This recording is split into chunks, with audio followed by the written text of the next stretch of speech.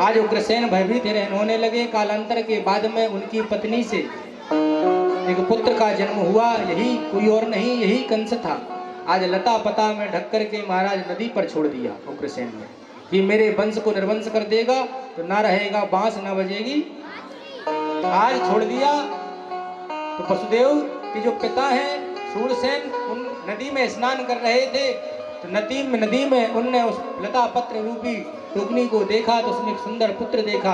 पुत्र की आज वसुदेव के साथ में लालन पालन करने लगे।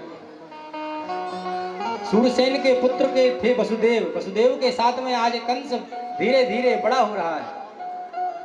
राजर्षि परीक्षित जब कंस बड़ा हुआ, लोगों के माध्यम से उसे पता चला कि मेरे पिता उग्रसेन हैं, मथुरा के राजा हैं और इन्होंने मुझे बचपन में ही मेरा तिरस्कार कर दिया और मुझे नदी पर छोड़ दिया था। तो आज द्वेष भावना रख करके राजर्षि परीक्षित कंस अपनी सेना परिकरों को साथ में लेकर के मथुरा पर चढ़ाई कर दी। व्योमासुर, बकासुर, अघासुर इन सबको लेकर के चढ़ाई कर दी। मथुरा में उग्रसेन अपने पुत्र के सामने हार गए और आज उग्रसेन को बंदी बनाकर के कंस ने कारागृह में डाल दिया। पूरे मथुरा राज्य में आज कंस की जगह हंसाई होने लगी, थूथू होने लगी कि अपने पिता के साथ ये करता है, ये कृत्य, ये राजा नहीं, ये तो निर्दयी है। कंस को बोलिए भक्तवत्सल भगवान की। जब कंस को पता चला कि मेरे नगर में मेरी प्रजा मेरे प्रति क्या सोचती है, तो आज कंस के जो मंत्री हैं, मंत्रणा की मंत्रियों ने बताया कि प्रभु जब ऐसी हमारी छवि खराब हो जाए तो कोई अच्छा काम करो, अपने आप छवि अच्छी हो जाएगी। ऐसे चुनाव आता है तो नेता अपनी छवि सुधारने के लिए कितने अच्छे अच्छे काम करते हैं, कितनी बड़ी बड़ी हमें योजनाओं की नाम गिनाते हैं। ऐसे ही आज कंस को मंत्रियों ने युक्ति बतलाई कि आपकी चाचा की बेटी का नाम है देवकी, उनका विवाह आप शूरसेन के पुत्र वसुदेव जी के साथ करें। वसुदेव बड़े सत्यवादी हैं और जब इस प्रकार आप विवाह कन्यादान लोगे तो पूरी प्रजा देखेगी आपकी, और आप विदाई में खूब रोना भी। जब आप कन्यादान लोगे तो पूरी प्रजा आपकी जय जयकार करने लगेगी। आज कंस अपने मंत्रियों के साथ में वसुदेव के पास में गए और अपनी चाचा की बेटी के विवाह का प्रस्ताव रखा। वसुदेव जी मान गए। इससे पहले वसुदेव जी की 6 पत्नियां और थी, इसमें से एक पत्नी रोहिणी भी थी। आज वसुदेव और देवकी का विवाह राजर्षि परीक्षित कंस ने किया। विदाई का समय आया, कंस इतना आडंबरी, इतना पाखंडी, खूब रोने लगा, फूट फूट कर रोने लगा कि अरे बहना तुम हमें छोड़ करके जा रही हो। विदाई के गीत गब्बाने लगा और आज उनके रथ को हाँकने के लिए जो सारथी बैठा था उसको उतारा और खुद रथ हाँकने लगा। जैसे ही रथ महल से बाहर निकला, आकाशवाणी हुई, अरे मूर्ख, तू जिस बहन का आज विदाई में विवाह संपन्न किया है और आज तू विदाई कर रहा है, इसी के इसी के गर्भ से 7वें बच्चे 8वें बच्चे का जन्म होगा जो तेरा काल होगा। इस प्रकार जब कंस ने सुना तो आज महाराज रथ से कूद गया और अपनी देवकी मैया, अपनी पति बहन देवकी के केस पकड़ करके जमीन पर पटक दिया और वध करने के लिए आतुर हो गया। मयान से तलवार निकाल ली कि जब बांस ही ना रहेगा तो बच्चा कैसे होगा, बांस ही नहीं रहेगा तो बांसुरी कैसे बनेगी। आज वसुदेव ने कंस का हाथ पकड़ लिया, अरे राजन ये तुम क्या कर रहे हो, प्रजा के सामने एक स्त्री का वध। तुम मुझे जानते हो, तुम्हें इसकी संतान से दिक्कत है, परेशानी है, तो मैं तुम्हें एक एक करके इनकी पूरी संतान 7-8 संतान को तेरे सामने रख दूंगा और तू मार लेना और अपनी बहन को मत मार। कंस जब वसुदेव की इस प्रकार की बातों को सुने, कंस वसुदेव की बात को जानते थे, ये सत्यवादी है, ये सत्य कहता है।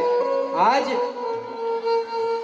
कंस ने देवकी मैया को छोड़ दिया किसी मंत्री ने आकर के युक्ति बतलाई कि क्या मालूम ये आपको लौटे ही ना। आज वसुदेव से प्रार्थना की कि जब तक पुत्र पैदा नहीं होते तब तक आप मेरे कारागृह में रहेंगे। आज कंस देवकी और वसुदेव को कारागृह में डाल दिया। पहला पुत्र हुआ। कंस के दूत कारागृह में देखे कि पहला पुत्र हुआ है। कंस को सूचना पहुंची। कंस के पास में पहला पुत्र गया। जैसे ही मारने वाला था तो उससे पहले मामा का प्रेम जागृत हो गया, क्योंकि बहन की संतान भनेंज कहलाती है। अभी भनेंज की महिमा हमारी माँ ने बतलाई है। बोलिए भक्त वत्सल भगवान की जय हो। उसके अंदर करुणा जाग गई कि मुझे तो 8वें बच्चे से दिक्कत है, परेशानी है, ये तो पहला है। भेज दिया। नारद जी आए। नारद जी ने एक कमल के पुष्प के माध्यम से बताया कि कंस तू गिन। आखिरी से जब 8 पत्तियों वाला कमल बताया, आखिरी से गिनते और कंस से कहते कि इसमें 8वां कौन है। महाराज जहां से गिनता और फिर उसके बाद में दूसरे से फिर गिनती चालू करा करते तो पहले वाले पर 8वां खत्म हो जाता। कंस समझ गया। आज फिर निर्दयता में आतुर होकर के आज पहले पुत्र का कारागृह में दौड़ते दौड़ते गया और पहले पुत्र को महाराज शिला पर पटक करके उसका प्राणांत हो गया। दूसरा पुत्र हुआ, तीसरा पुत्र हुआ परीक्षित। ऐसे 7वें पुत्र में महाराज भगवान श्री शेषावतार जन्म लेने वाले हैं। यहां राजर्षि परीक्षित भगवान श्री सुखदेव जी कहते हैं कि परीक्षित जब भगवान इस धराधाम में आते हैं तो धर्म की स्थापना करते हैं। धर्म संस्थापनार्थाय संभवामि युगे युगे। आज जब सभी देवी देवताओं को पता चला कि भगवान मथुरा में जन्मभूमि में जन्म लेंगे, सारे देवी देवता किसी न किसी रूप में ब्रजमंडल पर जाने लगे।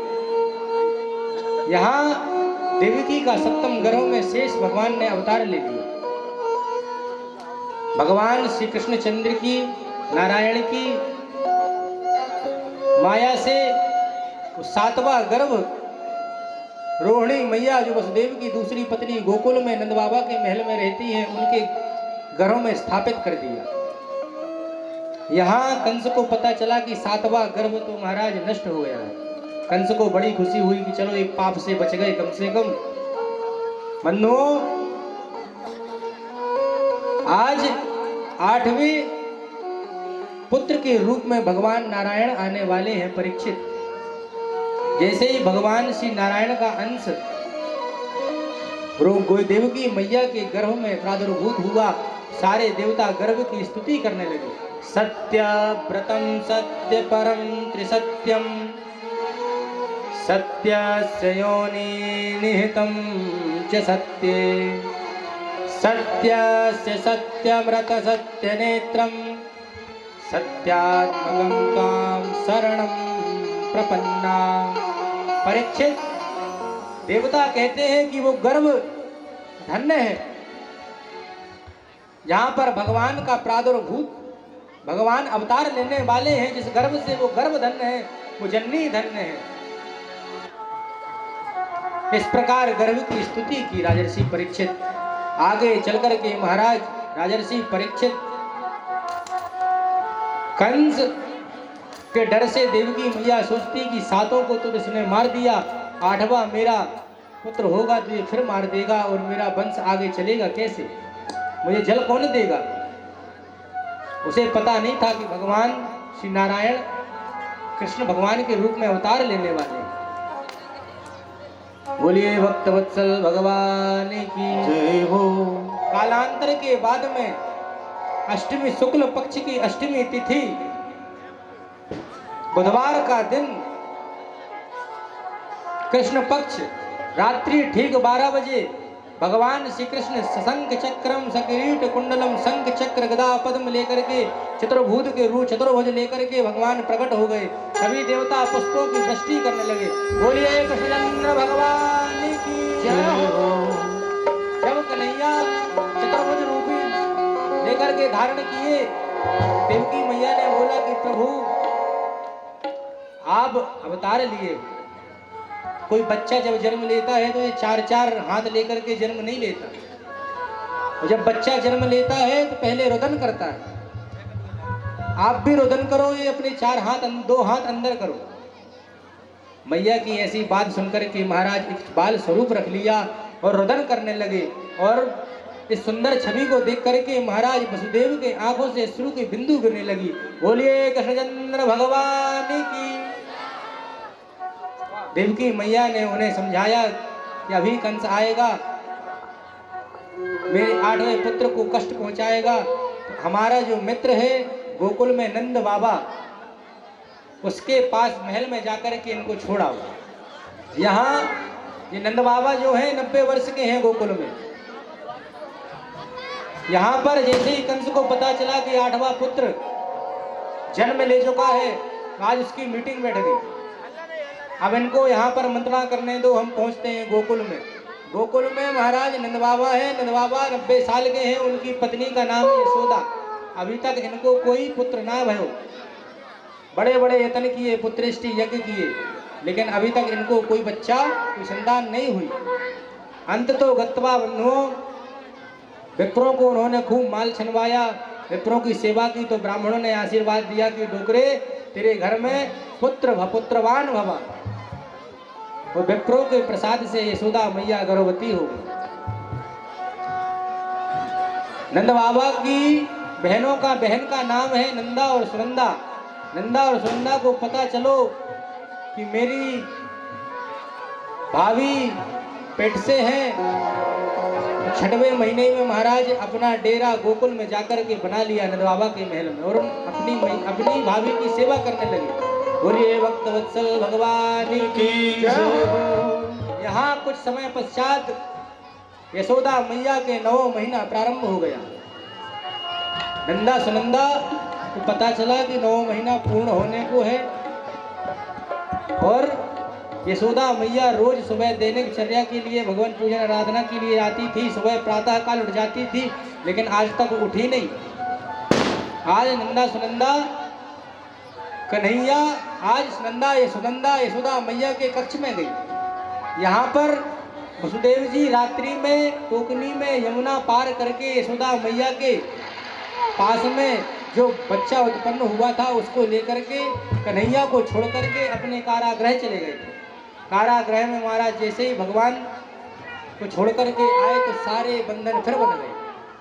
बंधुओं, यहाँ नंद बाबा, यहाँ नंदा सुनंदा कक्ष में गई और वहां जाकर के देखा एक सुंदर बच्चा किलकारियां भर रहा है। पास में गई, देखा कि ये तो बालक है। महाराज उनकी खुशी का पारा बार न रहा और वे कहने लगी है गो है गो है गो है गो है गो है गो। बाहर आकर के चिल्लाने लगी और पूछने लगी नंद बाबा कहाँ गए हो, नंद बाबा कहाँ गए हो। आगे सभी ने बताया कि वो यमुना नदी के तट पर जाकर के तपस्या कर रहे हैं, मंत्र जाप कर रहे हैं। और मंत्र कौन सा कर रहे हैं, अभी तो भयो ना है, आगे की पतो ना है।